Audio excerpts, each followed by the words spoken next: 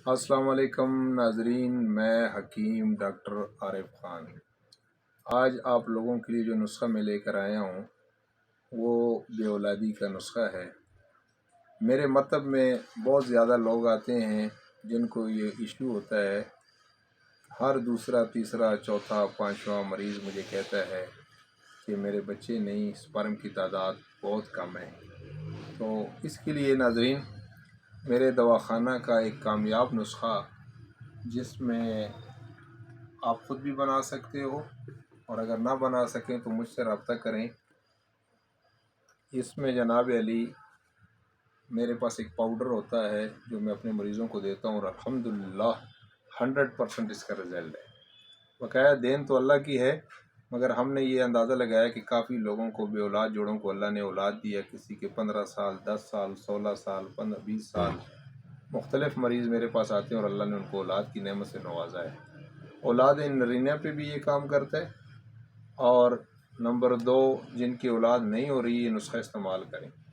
اس میں چند چیزیں جو اسپیشلی اس میں پڑتی ہیں، یہ وہ پاؤڈر ہے جو میرے مطلب کا بہترین نسخہ ہے جراثیم پیدا کرنے کے لیے۔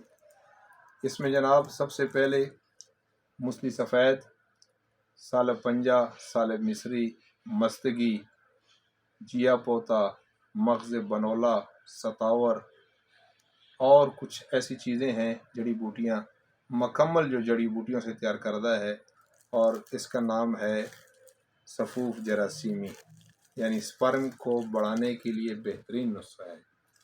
اور یہ میں اپنے مریضوں کو دیتا ہوں اور اللہ ان کو شفا دیتا ہے۔ تو بڑا آسان سمپل چیز ہے، اس کا کوئی نقصان نہیں، یہ گرم نہیں، یہ ٹھنڈا نہیں، اور اس کے کوئی سائیڈ ایفیکٹس نہیں ہے جی۔ ایک ماہ کا یہ کورس ہوتا ہے، اور 1 ماہ کھانے کے بعد انشاءاللہ، بلکہ اس سے پہلے عورتیں کنسیو کر لیتی ہیں، حمل ان کا ٹھہر جاتا ہے، مرد کے سپرم زیادہ ہو جاتے ہیں، مادہ تولید کو یہ گاڑھا کر دیتا ہے، اور صورت انزال کے مریضوں کے لیے یہ تحفہ ہے۔ تو ناظرین آسان طریقہ یہ ہے کہ 1 چائے والی چمچ صبح و شام اس کو استعمال کرنا ہوتا ہے دودھ کے ساتھ۔ اس کے لیے دودھ شرط ہے جی، کہ دودھ آپ کے پاس گلاس ہے، آدھا گلاس ہے، یا زیادہ پینے والے ہیں تو زیادہ بھی پی سکتے ہیں، مگر کم سے کم آدھا گلاس دودھ اس کے لیے ہونا چاہیے۔ اس سے انشاءاللہ اللہ پاک اولاد دے گا۔